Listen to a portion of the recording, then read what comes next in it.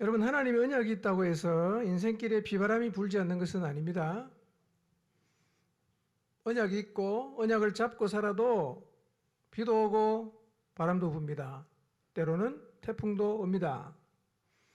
그럼 우리가 이렇게 질문하죠. 하나님, 내가 지금 언약을 잡고 사는데 왜 이런 일이 자꾸만 찾아옵니까? 여러분, 왜 하나님은 언약 백성에게조차도 비를 맞게 하고 바람을 맞게 하고 태풍을 맞게 할까요? 왜 이런 일을 허용하시는 걸까요? 이런 일을 겪고 나면 우리가 하나님께 질문하게 돼요. 왜 이러십니까, 하나님 저한테? 왜 나를 이렇게 괴롭히십니까? 여러분, 그렇게 하나님을 향해서 질문해 보신 적이 있습니까? 힘들죠? 우리가 꼭 기억해야 될 게 있어요. 하나님은 절대로 실수하지 않는다는 거예요. 또 하나 기억해야 될 것. 하나님은 우리가 어떤 일을 겪든지 간에 대책이 있어요. 대책이 있기 때문에 그분이 하나님이신 겁니다. 여러분, 그분에게는 대책 없는 일이 없어요. 여러분, 인간도 무슨 일을 하면 대책을 세워놓고 하지 않습니까? 가능성을 생각해보고 대책을 세워놓고 일을 시작해요. 근데 아무런 계획도 없이 그냥 막 해대는 사람 보고 우리가 뭐라고 말합니까? 저 사람은 저기 대책이 없어. 그러잖아요.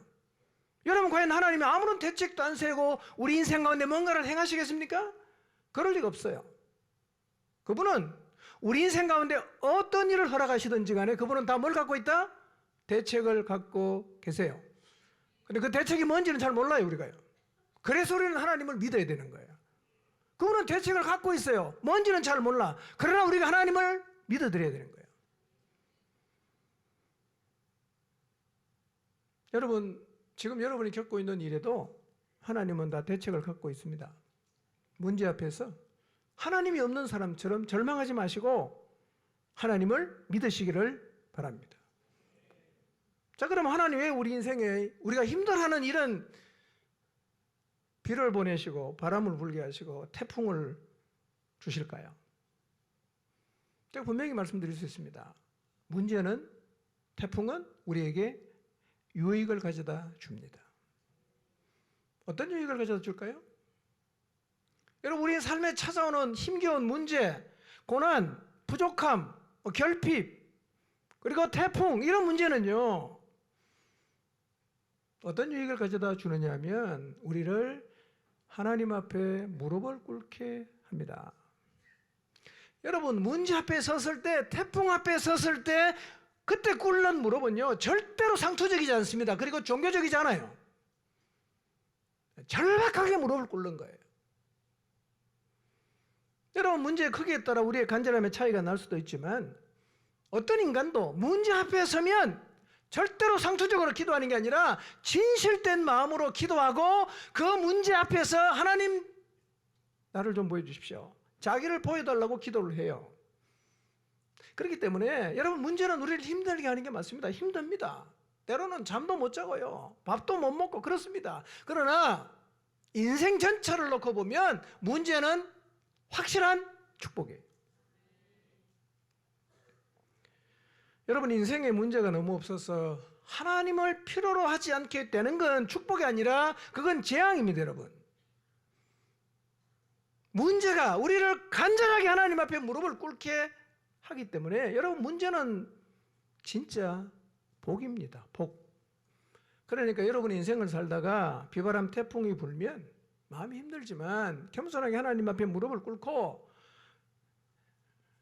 하나님 앞에 기도하십시오. 그게 그 자체가 이미 복입니다. 그리고 기억하세요. 하나님은 대책이 있습니다. 대책이 있어요. 어떤 문제는 기도해도 바로 해결되지 않을 수 있습니다. 문제가 해결되지 않는 것은 기도를 지속하게 하기 때문에 그것도 복이죠. 이삭은 20년 동안 하나님 앞에 자녀를 달라고 기도했지 않았습니까? 여러분, 문제 앞에 설 때마다 문제가 해결이 안 되면 포기하지 마시고 지속적으로 기도하시기를 바랍니다.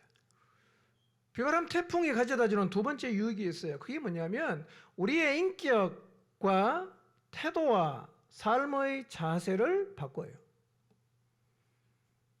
우리 안 바뀌는 존재거든요. 우리는 절대로 우리를 안 바꿉니다. 고집이 굉장히 세요. 근데 문제는 우리를 바꿔요. 바꿉니다. 여러분, 우리의 삶에서 경험되는 문제들이 우리의 인격에 도대체 어떻게 영향을 미치는지를 우리가 다 알 수는 없어요. 그러나 문제는 우리를 빚어가는 시간임은 분명합니다. 여러분, 저의 삶을 돌아보면 젊은 날에는요, 이 문제, 이 바람이 불고 태풍이 불면요, 그냥 힘들기만 했어요. 늘 하나님 앞에 기도하면 이런 기도하지. 하나님 좀 빨리 벗어나게 해주세요. 이 문제 빨리 좀 가져가 주세요. 힘듭니다. 라고 하나님 앞에 계속 기도했습니다.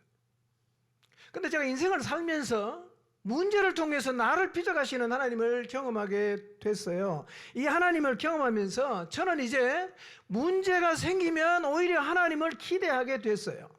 문제가 왔다, 이렇게 기도합니다. 하나님, 힘듭니다. 그러나 이 문제가 저를 빚어가기 위해서 하나님이 주신 것임을 제가 믿습니다.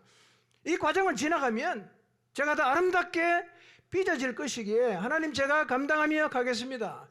그리고 주께서 감당할 힘도 주실 줄로 믿습니다. 라고 기도를 합니다. 너무 힘든 문제가 오면요, 쉽지 않아요. 저도 이렇게 돌아보면 어떤 문제는요, 어떤 사람은요, 힘들어요. 그렇지만 기도하면서 마음에 담습니다. 안 담아져요. 다시 내려놔요. 하나님, 힘들어 못하겠습니다. 또 기도합니다. 또 담아요. 또 소화가 안 되는 거 또 내려놔요. 담았다가 내려놨다가 담았다가 내려놨다가, 그러니까 기도하면 담고 살다가 힘들면 또 그냥 내팽개쳤다가 또 기도하면 담았다가, 이런 과정이 반복이 되는 거예요. 근데 그런 과정을 한참 가다가 보면 어느 순간 내 마음에 담아도 편안해지는 자리에 서게 되는 경험을 하게 돼요. 여러분, 어떤 문제는요, 소화가 안 되는 거예요. 내가 수용할 수가 없어요. 이해가 안 돼.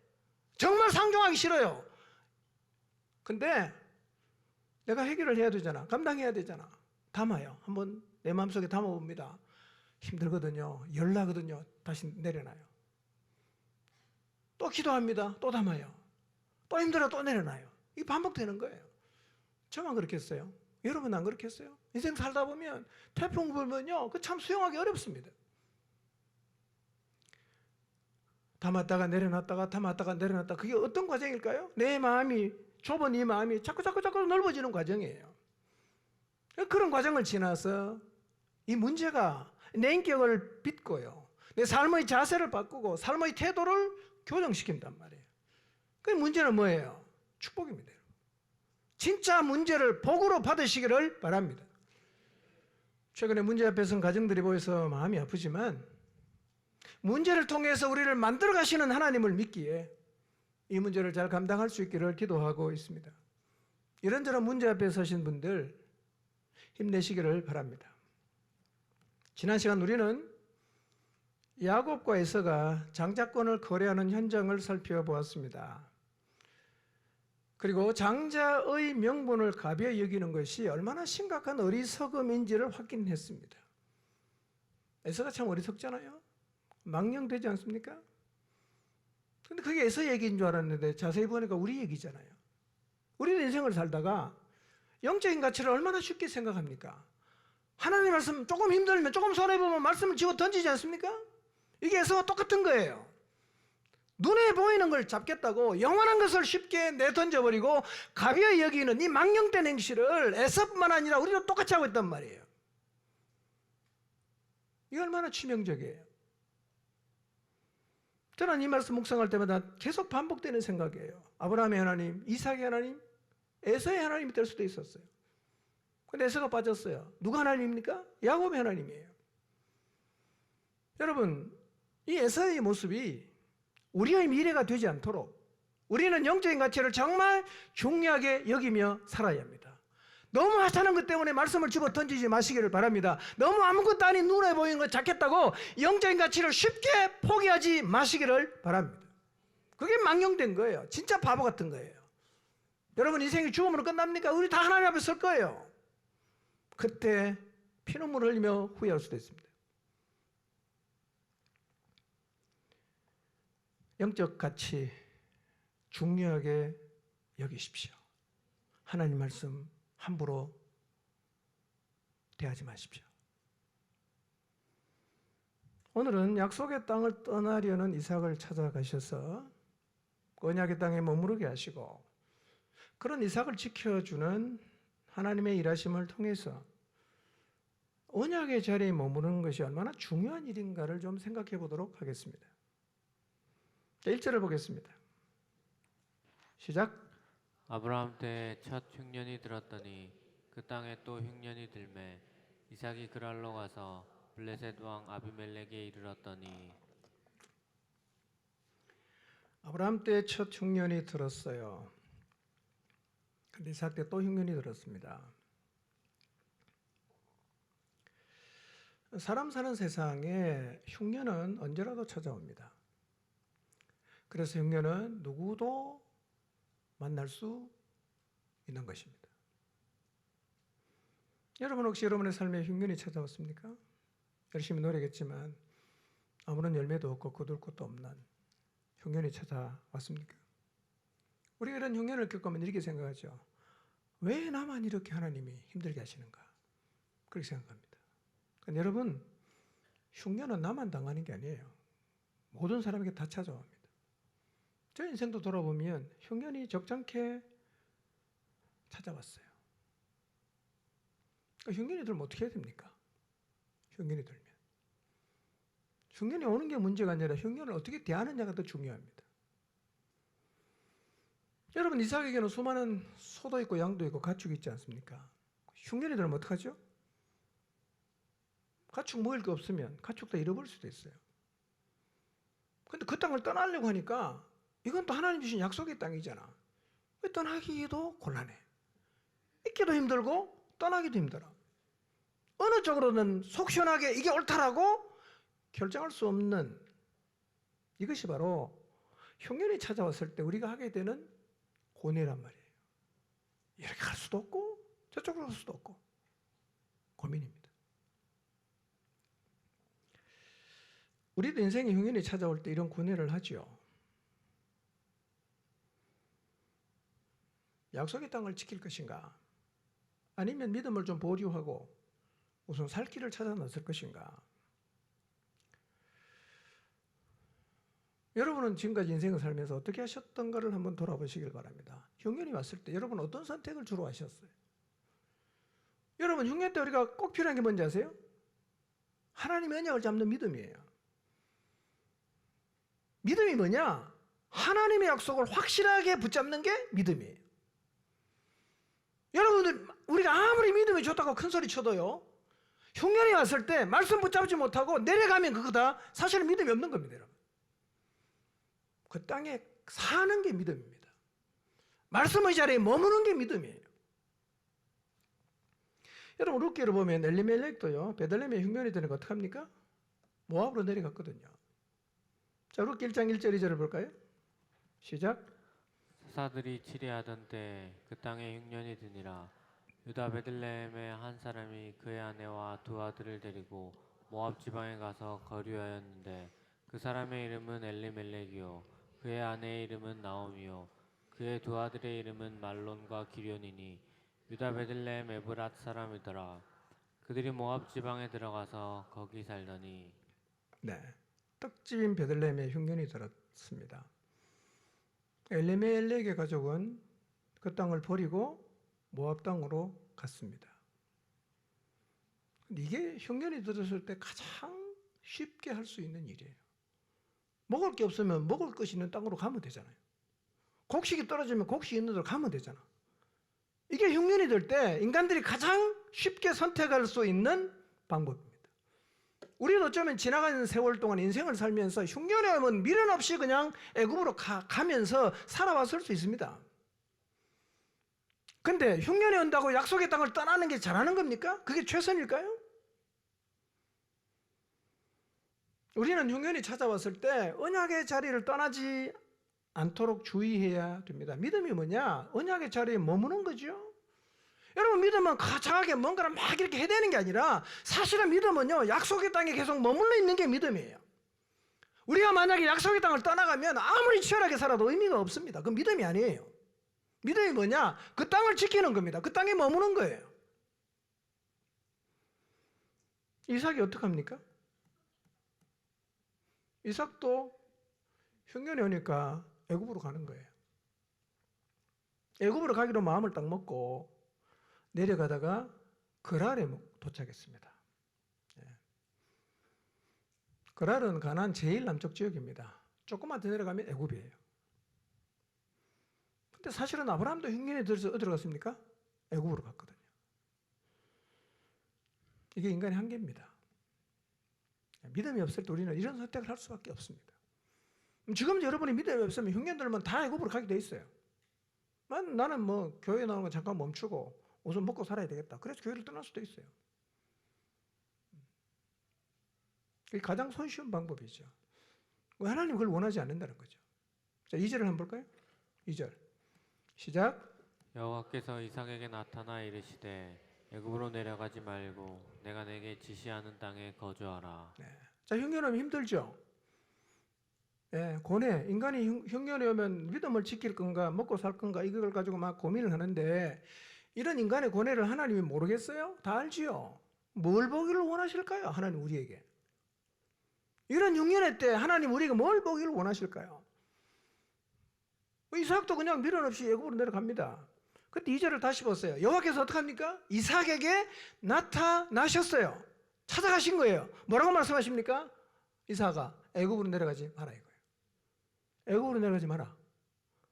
너는 내가 지시하는 이 땅에 살아라. 이렇게 말씀을 하셨어요. 이게 하나님 마음이에요. 흉년이 왔다고 우리는 어쩔 수 없다고 애굽으로 내려가지만 하나님의 마음은 뭐냐? 애굽으로 내려가지 말라는 거예요. 이 땅에 그냥 살아라. 너 언약의 땅, 약속을 준 이 땅 그냥 살아라. 그렇게 말씀을 하세요.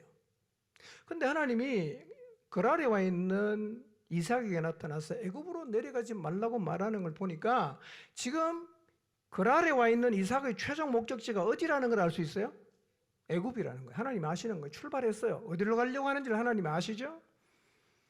근데 흉년이 와서 힘든 걸 다 알지만 하나님 이삭을 찾아가셔서 하시는 말씀이 뭐예요? 애굽으로 내려가지 말라고 말씀하십니다. 애굽으로 내려가지 마라. 내가 지시하는 땅에 거주해라. 여러분 우리의 인생에 흉년이 찾아와도 하나님 우리에게 원하시는 건 뭐냐? 애굽으로 가지 않는 거예요. 가지 말라는 거예요. 약속한 땅에 살아라 그냥. 이게 하나님이 원하시는 겁니다. 그래서 하나님이 이삭을 찾아가셔서 말씀하신 거예요.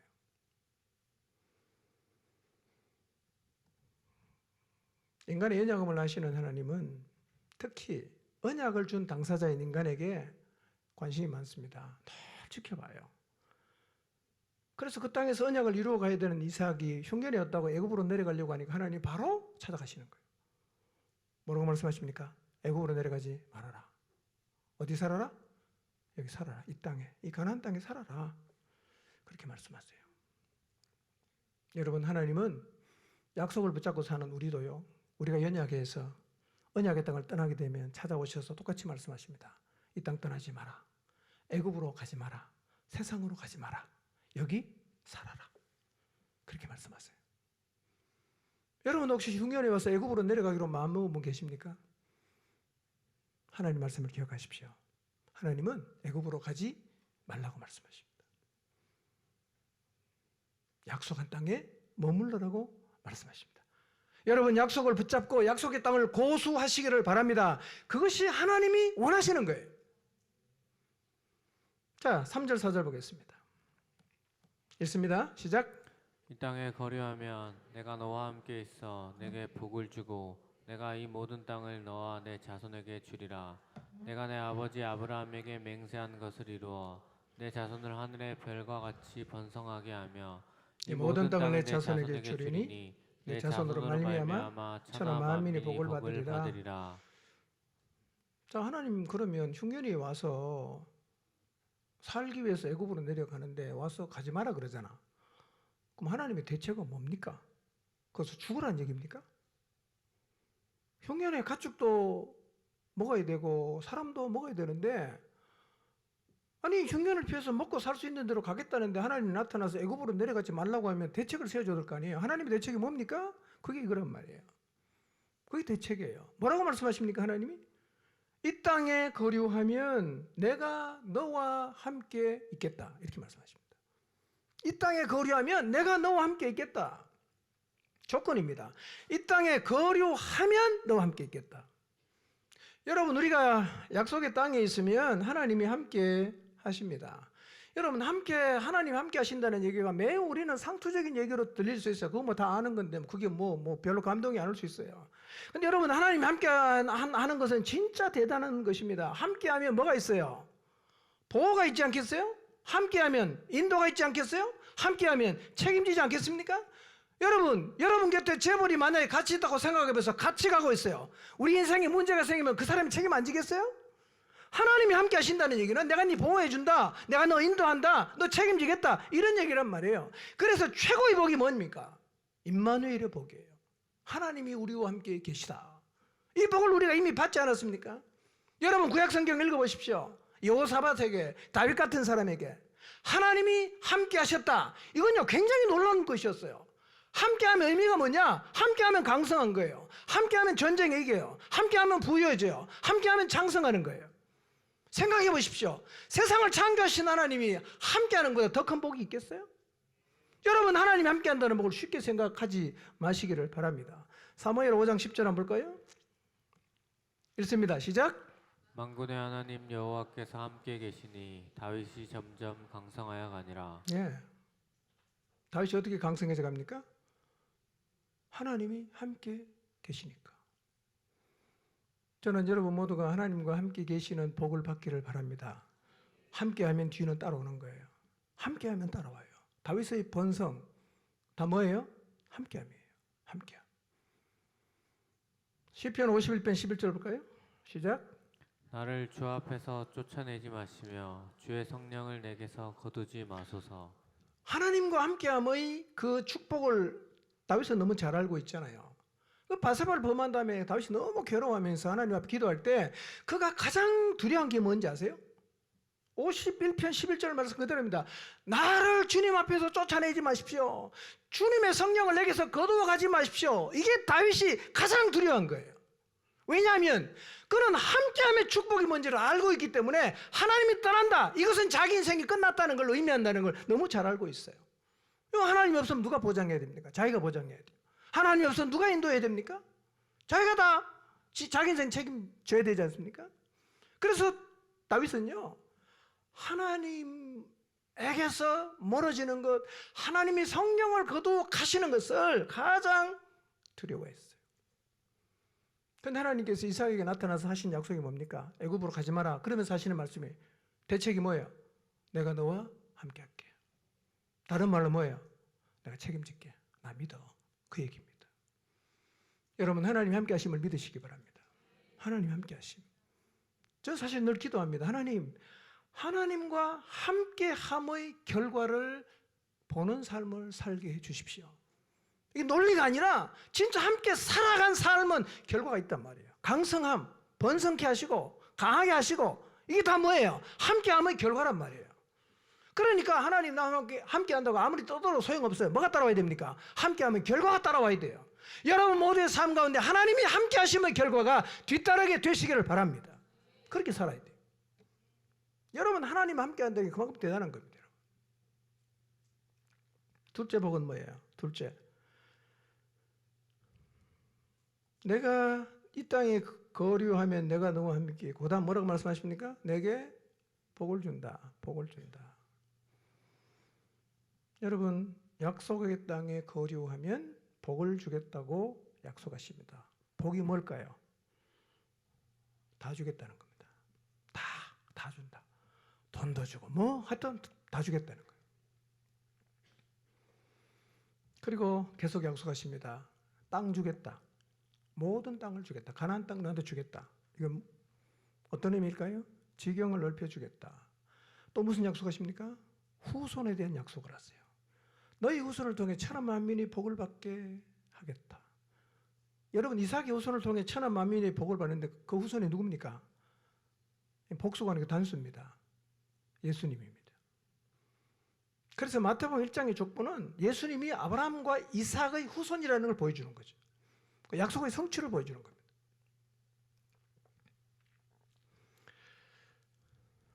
근데 땅을 주겠다, 후손이 번성하게 하겠다, 네 후손 통해 천한 만민이 복을 받게 하겠다, 이게 누구한테 준 약속입니까? 아브라함에게 준 약속이잖아. 그렇죠? 그러면 하나님은 아브라함에게 준 약속, 그 언약이 이제 어디로 넘어왔다?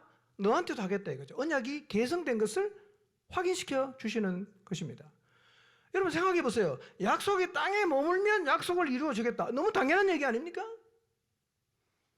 약속의 땅에 머물러야 약속의 성취를 보는 겁니다. 약속의 땅을 가버리면, 떠나가 버리면 사실은 그 약속의 땅에서 하나님이 주신 언약은 이루어 갈 수가 없습니다. 근데 하나님이 이 약속을 아브라함에게 주실 때 약속만 준 게 아니에요. 약속 플러스 뭐까지 했어요? 맹세까지 했습니다. 약속 플러스 맹세예요. 여러분 맹세했다는 건 이건 진짜 놀라운 겁니다. 여러분 맹세는 강자가 약자에게 합니까? 약자가 강자에게 합니까? 에? 약자가 강자에게 하는 거죠. 일반적으로요 을은 갑에게 맹세합니다. 근데 갑은 을에게 맹세를 안 해요. 갑이 뭘 답답해서 맹세합니까? 답답한 을이 맹세하는 거죠. 하나님 나한테 약속했으면 지키겠다고 맹세했어 이렇게 말해야 그게 말이 되는 거예요. 근데 하나님은요 아브라함이 맹세하라고 말도 안 했는데 하나님 자신이 맹세를 하십니다. 갑이 을에게 맹세했단 말이에요. 무슨 의미일까요? 확실하게 내가 이 약속 지키겠다. 약속 플러스 맹세까지 하셨다.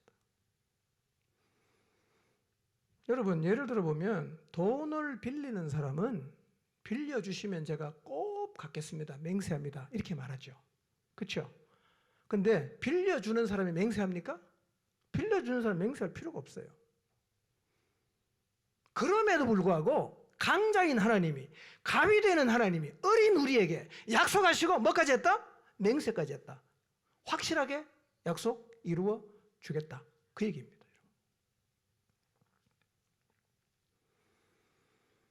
여러분 맹세로 약속을 했다면 이 약속은 우리가 믿어야 되지 않겠어요?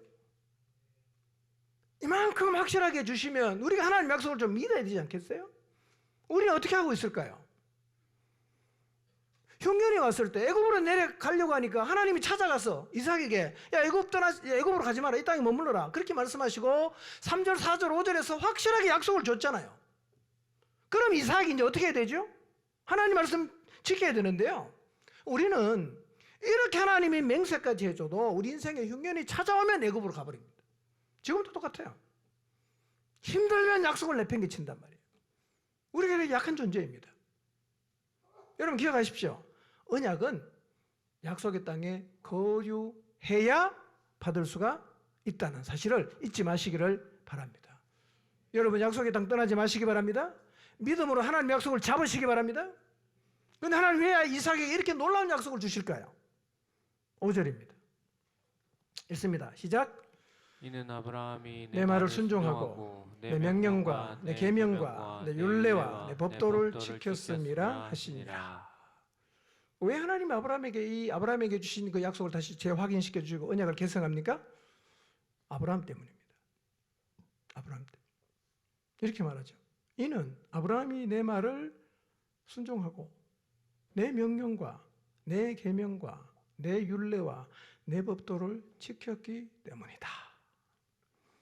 여러분 아브라함의 복이 이삭에 계승되는 이유를 하나님은 뭐라고 말씀하십니까? 아브라함이 순종했기 때문이다 이렇게 말하는 거예요. 아브라함이 순종했기 때문이다. 여러분 우리가 순종하면 우리 후손이 복을 받습니다. 이걸 믿으시기 바랍니다. 여러분 성경을 보면 하나님이 다윗을 보시고 그 유다 왕들이 참 잘못해도요 굉장히 많이 봐줍니다. 누구 때문에 봐주냐? 다윗 때문에 봐줍니다. 여러분 성경을 보면요 유다의 왕들의 유다 왕들의 그 역사를 쭉 읽어 내려가면 신하가 반역해서 왕을 2번 죽입니다. 그럼 어떻게 되겠어요? 왕조가 바뀌어야 됩니다. 근데 유다 나라는요 신하가 반역해서 왕을 2번 죽였지만 왕조는 안 바뀝니다. 끝까지 다윗 왕조입니다. 왜 그랬을까요? 하나님이 다윗에게 약속했거든요. 내가 너에게 왕조를 준다 이거예요. 여러분 북이스라엘은 왕조가 계속 바뀝니다. 반역하면 바뀌고 반역하면 바뀌고. 근데 유다 나라는요 반역해서 왕을 2번이나 죽였는데 왕조는 안 바뀌어요. 이유가 뭐냐? 언약 때문에 그럽니다. 약속 때문에. 누구 때문에? 다윗 때문에 봐주는 거예요. 아브라함 때문에 누구에게 하나님 축복을 약속합니까? 이삭에게 약속하는 거예요. 여러분, 이 말씀을 통해 확인되는 게 이거예요. 하나님의 복을 받는 비결이 뭐냐? 순종이라는 거예요. 여러분, 하나님의 복을 받기를 원하십니까? 순종하시기를 바랍니다. 하나님께 청종하고 따르는 사람이 되십시오. 이게 비결이에요. 자, 3절, 4절, 5절에서 약속하시고 그 다음에 아브라함의 복이 너에게 계승될 것이라고 말씀을 하셨는데요. 자, 6절을 보겠습니다. 읽어봅니다. 시작.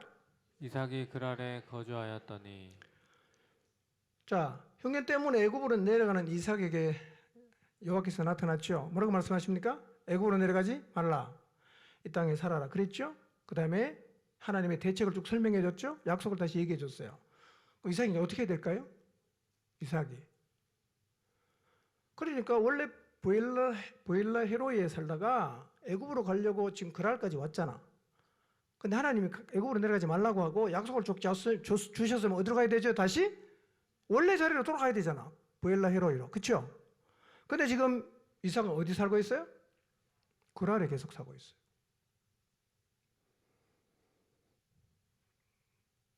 이럴 가능성이 있는 거죠. 문제가 생기면 나는 애굽으로 내려갈 수 있다는 거예요. 그러니까 자기 방법대로 할 생각을 온전히 내려놓지 않고 있다는 말이에요. 이삭이 모르는 게 아니지 않습니까? 하나님 안 만난 것도 아니잖아. 만났잖아. 근데 이삭은요, 아무런 행동도 안 해요. 이걸 신앙의 회색지대라고 하는 거예요. 여러분, 신앙의 회색지대가 뭐냐? 하나님 말씀을 들어도 결단 안 해. 알아도 안 돌이켜. 항상 그 자리에 있는 거예요. 오늘 우리의 신앙이 이럴 수 있지 않겠어요? 알아도 안 돌아서, 결단해도 행동 안 해. 그게 하루 이틀이 아니라 신앙생활을 늘 그런 식으로 한단 말이에요. 그 회색지대에 머물러 있는 거죠. 우리도 하나님 말씀을 들었고 우리에게 개인적으로 주신 약속을 받고 막 흥분하고도 여전히 그 아래에 머물러 있는 거예요. 세상에 한 발, 교회에 한 발 딱 발을 딛고서 둘 다 포기 안 하는 거예요. 세상도 포기 안 해. 교회도 포기를 안 해. 신앙이 얼마나 어정쩡하겠어요. 왜 세상에 발을 못 빼냐? 내가 세상 완전히 발을 빼버리면 세상에서 예수님 믿는 사람이라고 왕따 당할 수 있으니까 내 세상에 발을 못 빼고 디뎌놔야 돼요. 하나님 완전히 떠나면 되지 않아요? 하나님도 완전히 떠날 수 없어. 그것도 두려워. 그러니까 교회도 발을 못 대고 세상에도 발을 못 대. 여기에 속한 것도 아니고 저기 속한 것도 아니야. 그 말씀을 늘 들어도 결단을 해도 깨달아도 그 자리에 있는 거예요.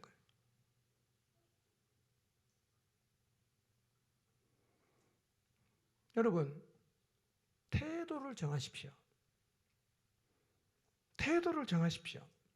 태도를 정하지 않으면 우리의 신앙은 늘 그 아래 머물다가 인생 끝내게 되어 있습니다.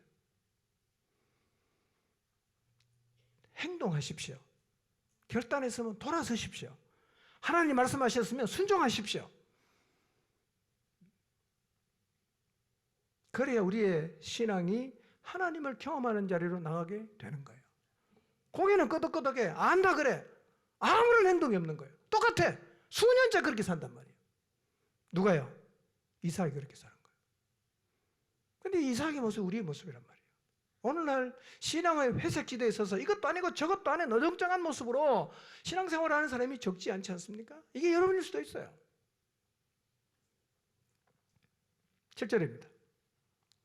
읽겠습니다. 시작.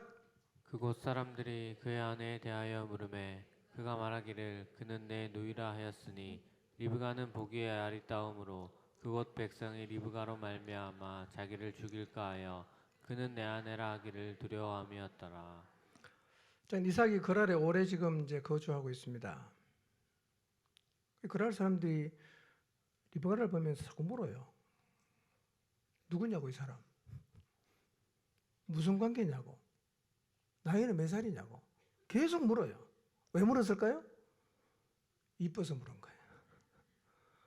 리버가가 아리따우니까 욕심이 생기니까 심심하면 지나가면서 한마디 묻고 또 지나가면서 한마디 묻고 계속 물어요. 그런데 이 질문이 이삭에게는 굉장히 부담스러운 질문이었어요. 왜냐하면 그 당시 사회는 부족국가 시대였기 때문에 치안 질서가 제대로 잡혀있질 않아요. 그러니까 힘 있는 사람은 여자가 예쁘면 무조건 자기가 가져가는 거예요. 데려가는 거예요. 여자가 예쁘면 성폭행하고 남자는 죽여버립니다. 근데 오빠의 경우에는 성폭행을 해도 오빠는 안 죽여요. 그러니까 이삭 입장은 이거죠. 자기가 남편이든 오빠든 어차피 리브가는 뺏길 수 있다는 거예요. 어차피 뺏길 건데 내까지 죽을 필요는 뭐가 있냐. 뭐라고 하자? 누이라고 하면 설령 당하더라도 나는 괜찮다. 그래서 뭐라고 말합니까? 오빠 동생이라고 얘기를 한단 말이에요. 그러니까 이삭의 입장에서는 그 거짓말이 좀 정당화될 수 있는 일말의 근거는 있다고 봐야 돼요. 어차피 뭐 그냥 이래나 저래나 당할 거고 그럴 바에는 나라도 살아야겠다. 그런 생각이 든 거죠. 그런데 그런 배경을 이해한다고 해도 이삭은 하나님이 3절에서 뭐라고 말씀하셨어요? 내가 너와 함께 하겠다. 약속을 했잖아요. 그 약속을 믿고 거짓말을 안 했어야죠. 그런데 이 이삭의 행동은요, 누구랑 똑같아요? 아버지 아브라함이랑 똑같잖아요. 아브라함은 2번 거짓말했어요. 12장에 보면 애굽에서 바로왕 앞에서 거짓말했다가 뺏겼어요. 그렇죠?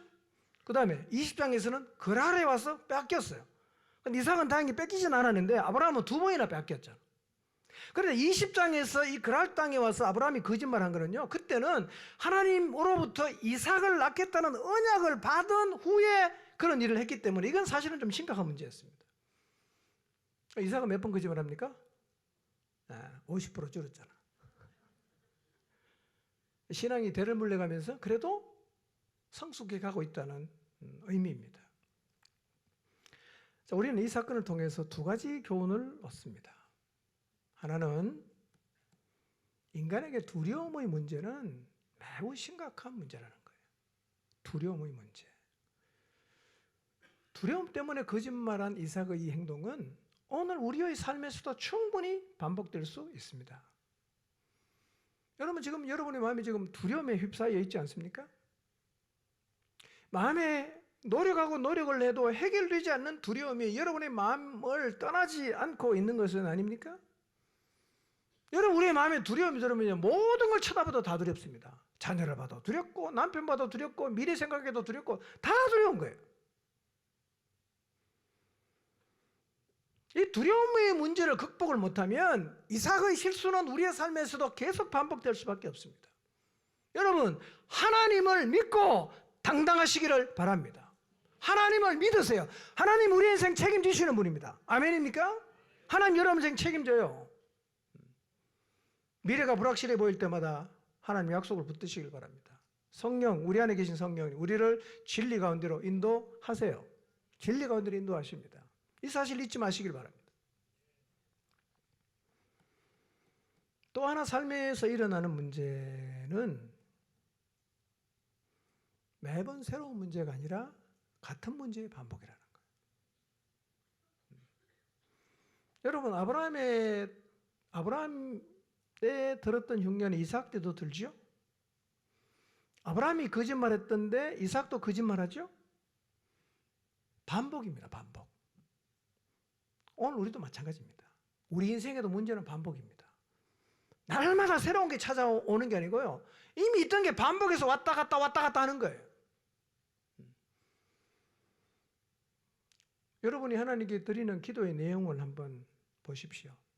우리가 드리는 기도의 내용을 보면 문제가 반복되는 걸 알 수 있죠? 우리가 드리는 기도의 내용 생각해 보세요. 똑같은 내용 계속 하잖아. 작년에 했던 기도 올해도 하고 올해 했던 기도 내년에 하고 가만히 보면 5년 전에 했던 기도 지금 계속 하는 거죠. 뭘 기도합니까? 두려운 거 기도하잖아. 염려를 기도하잖아. 연약한 거 기도하잖아. 환경 바꿔달라고 기도하잖아. 관계 힘들다고 기도하잖아. 우리의 기도는 비슷해요. 경제적으로 어렵다고 기도하고 똑같은 문제가 계속 반복되는 거예요. 믿음을 잃어버리게 되면 우리의 삶의 모든 것이 문제로 다가옵니다. 그 중요한 건 뭐냐? 믿음을 갖되 지속적으로 갖지 않으면 우리 주변에 있는 것이 언제나 우리의 마음속에 두려움으로 문제로 다가온다는 겁니다. 반복이에요, 반복. 믿음이 없으면 넘어지는 일을 반복하게 되어 있습니다. 8절을 보겠습니다. 자, 읽습니다. 시작. 이삭이 거기 오래 거주하였더니 이삭이 그 안에 리브가를 꾀하는 것을 블레셋 왕 아비멜렉이 창으로 내다본지라. 네. 이삭이 그 땅에 오래 거주했습니다. 리브가를 껴 안았어요. 누가 봤죠? 아비멜렉이 봤어요. 왜 그걸 봐요? 껴안았다는 것은요, 그냥 뭐 우리가 그 인사할 때 가볍게 포옹했다 그런 의미는 아니고요, 애정 표현을 했다는 거예요. 애정 표현. 아비멜렉은 창으로 봤고요. 다윗도 봤잖아. 지난번 성지순례 가신 분 그 박물관에 가서 예루살렘 성 모형으로 만들어 놓은 거 기억나십니까? 청계가 다 있어요. 높은 데 살면 그냥 내려다보면 다 보입니다. 다 보여. 그러니까 다윗이 지붕에 있다가 뭘 봅니까? 밑에 집에 있는 바세바가 모욕하는 거 본 거란 말이에요. 근데 아비멜렉이 창으로 내다보니까 지금 이삭하고 리브가가 그러고 있는 거예요. 봤어요. 그 지금 아비멜렉도 이 두 사람의 관계가 뭘로 알고 있어요? 오빠 동생 관계인 줄 알고 있거든. 근데 보니까 여러분들 봐라, 오빠 동생 아니네. 그래 어떡합니까? 9절 읽습니다. 시작. 이 아비멜렉이 이삭을 불러 이르되 그가 분명히 내 아내거늘 어찌 내 누이라 하였느냐. 이삭이 그에게 대답하되 내 생각에 그로 말미암아 내가 죽게 될까 두려워하였음이로라. 예, 이삭과 리브가가 꾀하는 것을 본 아비멜렉이 이삭을 급히 불러요. 일로 와보라고, 와보라고, 와보라고. 그리고는 왜 너 부부인데 그 저기 오빠 동생이라고 속였냐, 이렇게 책망을 합니다. 아브라함도 아비멜렉에게 책망받았거든요. 근데 그 아들 이삭도 아비멜렉이 책망받았습니다. 물론 아비멜렉이 똑같은 사람은 아니에요. 아비멜렉이 사람 이름 아니거든요. 오늘날에도 신자가 불신자에게 책망받을 수 있습니다. 오늘날에도 교회가 세상으로부터 책망을 받을 수가 있어요. 여러분 혹시 여러분 직장에서 말이에요, 예수님 믿는다고 하면서 거짓말하고 근무태만하고 이기적이고 이렇게 행동해서 안 믿는 사람이 여러분을 향해서 예수 똑바로 믿으라고 혹시 책망한 적은 없었나요? 이럴 수 있어요. 믿음을 잃어버리면 우리의 가치는 세상 사람과 똑같아지고, 그래서 우리가 세상의 빛과 소금의 역할을 감당해야 되는데 우리가 도리어 세상으로부터 책망을 받는 자리에 설 수가 있어요. 아브라함도 이 자리에 한번 섰고 이삭도 이 자리에 한번 섰습니다. 왜 거짓말했냐? 이렇게 물으니까 이삭이 이렇게 대답해요. 9절 다시 한번 볼까요? 9절. 아비멜렉이 이삭을 불러 이르되 그가 분명히 내 아내거늘 어찌 내 누이라 하느냐. 이삭이 그에게 대답하되 뭐라고 말합니까? 내 생각에 그로 말미암아 내가 죽게 될까 두려워하였음이로다 그랬어요. 아내를 속인 이유가 뭡니까? 자기 생각 때문이에요. 자기 생각. 이삭이 두려워해서 거짓말한 근거는 하나님 말씀 때문이 아니라 자기 생각 때문이에요. 이미 하나님이 함께 하겠다고 약속을 했잖아요. 그 약속 붙잡고 있으면 하나님 책임질 거잖아요. 근데 믿음이 없으니까 약속을 못 붙잡아요. 약속을 못 붙잡으니까 자기 마음속에 뭐가 자기를 지배합니까? 자기 생각이 지배를 하는 거예요. 당시 사회상 여기저기 들리는 얘기 누구 집에 저기 왕이 저기 아내를 죽이고 남편을 죽이고 아내를 빼앗아갔다 그런 얘기를 다 들었겠죠. 복잡하게 그런 얘기를 듣다 보니까 자기 속에 하나의 생각이 형성이 돼요. 근데 이삭은 필요 이상으로 생각했어요. 자기 생각을 하다 보니까 두려움이 약속보다 더 커진 거예요. 두려움 앞에 약속이 밀린 겁니다. 오늘도 우리가 그렇게 될 수 있습니다. 여러분 자기 생각에 사로잡히지 마시기를 바랍니다. 여러분이 두려워한다면 두려움의 근거가 뭔가를 한번 생각해 보세요. 다 여러분의 생각에서 나온 거거든요. 우리가 뭘 묵상해야 됩니까? 언약을 묵상해야 됩니다. 근데 우리가 믿음이 떨어지면 언약을 묵상하는 게 아니라 자기 생각을 자꾸 묵상한단 말이에요. 그러니까 우리의 마음속에 뭐가 찾아옵니까? 두려움이 밀려오는 거죠. 여러분 지난 한 주를 한번 생각해 보십시오. 하나님의 약속을 묵상한 게 아니라 여러분의 생각을 계속 묵상한 거 아니에요? 오지도 않을 일인데, 결코 일어나지도 않을 일인데 마치 곧 일어나는 것처럼 그렇게 막 그냥 생각을 해서 생각이 너무 앞서 나갔어. 그것 때문에 내가 지금 두려움에 사로잡혀 있는 거예요. 여러분 가나안 정복 전쟁할 때 하나님께서 여호수아를 세우고 뭐라고 말씀하십니까? 주야로 뭘 묵상해라? 말씀을 묵상하라는 거예요. 주야로 말씀을 묵상 안 하면 뭘 묵상하겠어요? 자기 생각을 묵상하겠죠. 그러면 정복이 안 된다는 거죠. 믿음을 잃어버리니까. 여러분 여러분의 생각을 묵상하지 마시고 하나님의 언약을 묵상하시기를 바랍니다. 여러분이 생각해서 걱정하는 문제는요 거의 안 일어납니다. 안 일어날 일이에요. 우리 인생 결국 어디로 갈 거예요? 언약대로 갑니다. 여러분의 생각대로 가는 게 아니라 하나님이 주신 언약대로 가니까 뭘 잡아야 됩니까?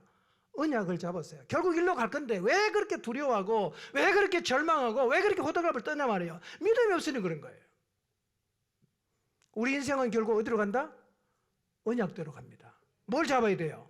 언약을 잡아보세요. 기뻐할 수 있어요. 언약을 잡아보세요. 감사할 수 있어요. 언약을 잡아보세요. 당당할 수 있는 거예요. 근데 우리가 자꾸 자기 생각을 잡으니까 두려워하고 거짓말하고, 그래서 하나님의 언약을 받은 족장인데 누구한테 책망받아요? 세상 사람한테 책망받잖아. 훈계받잖아. 자녀님 상한 일 아닙니까? 우리도 그럴 수 있단 말이에요. 여러분 우리의 마음에는요 항상 두 가지가 있어요. 하나님 약속이 있고 내 생각이 있어요. 어느 걸 잡냐? 중요합니다. 어느 걸 묵상하냐? 중요합니다. 여러분 하나님 약속을 묵상하시기 바랍니다.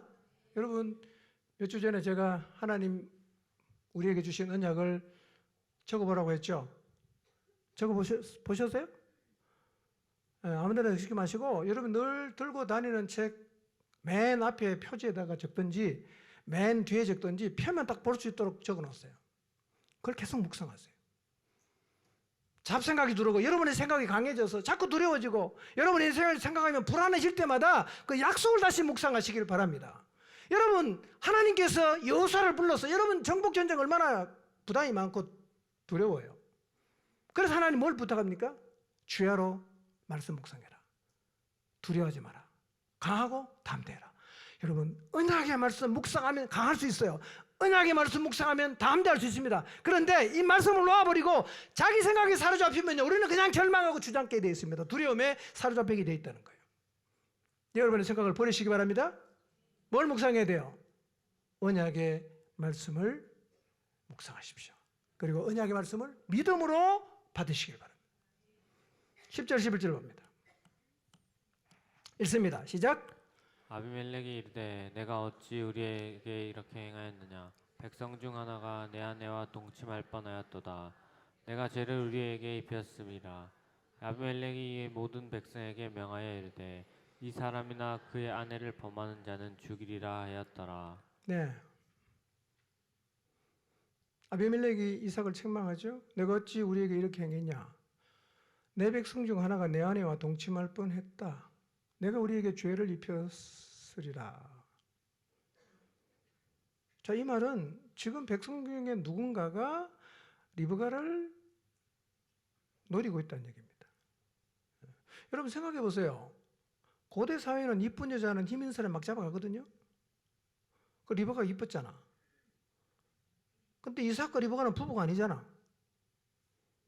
온우이잖아. 그럼 누구라도 데리고 가면 할 말이 있어요, 없어요? 없잖아요. 그런데 그날에 오래 거주할 동안 아무도 리브가를 뺏어가지 않았다. 뭐가 있는 거예요? 배후에 하나님의 보호가 있는 거예요. 그 사건이 터졌어요. 아비멜렉 왕이 하는 얘기가 뭡니까? 아마 왕이 정보가 많으니까 누군가가 저 리브가를 노리고 있다는 걸 알았겠죠? 그래서 말하는 거예요. 내 백성 중 하나가 내 아내와 동침할 뻔하였다. 내가 우리에게 죄를 입혔을 것이다 라고 얘기를 하는 거예요. 그래서 11절에 뭐라고 말합니까? 포고령을 내리는 거예요. 이 사람이나 그의 아내를 범하는 자는 사형이다 이렇게 말하는 거예요. 놀라운 일 아닙니까? 어떻게 이런 일이 일어납니까? 하나님이 도운 거예요. 약속의 땅에 거하면 내가 너와 함께 하겠다 약속했잖아요. 그 말은 보호하겠다 책임지겠다 그 얘기인데요. 진짜 그랄 땅에 거하고 있을 때라도 하나님은 이삭을 보호하셨어요. 누구를 통해서? 하나님을 모르는 이방 왕을 통해서 보호를 하시더라는 거예요. 이삭의 실수에도 불구하고 이삭의 연약함에도 불구하고 이삭과 그의 가족을 보호하시는 하나님의 손길을 우리가 여기서 볼 수 있어요. 이 말은 결국 3절에 하신 약속의 성취예요. 이 땅에 거류하면 내가 너와 함께 하겠다라고 하신 약속을 하나님은 지켰습니다. 여러분, 언약 백성이 되면 하나님이 지켜주십니다. 약속의 땅에 거하면 하나님이 지켜주십니다. 이거를 믿으시기를 바랍니다. 여러분 인생 하나님 책임집니다. 여러분 인생 하나님 지켜주십니다. 우리가 약속의 땅에 머물면 인간이기 때문에 때로는 실수도 하고 그리고 한계를 넘지 못해서 그냥 주저앉는 연약함을 보일 수도 있겠지만 그래도 하나님 어떡합니까? 지켜줍니다. 여러분 인생 하나님 지켜주시고 여러분 인생 하나님이 붙든다는 사실을 믿음으로 받으시기를 바랍니다. 맹세까지 했잖아요. 약속만 한 게 아니라 맹세까지 했잖아요. 그분의 언약, 그분이 반드시 이루어 가십니다. 여러분의 생각 다 내려놓으십시오. 그리고 하나님이 주신 약속을 잡고 믿음으로 이 길을 걸어가시기를 주님의 이름으로 축복합니다.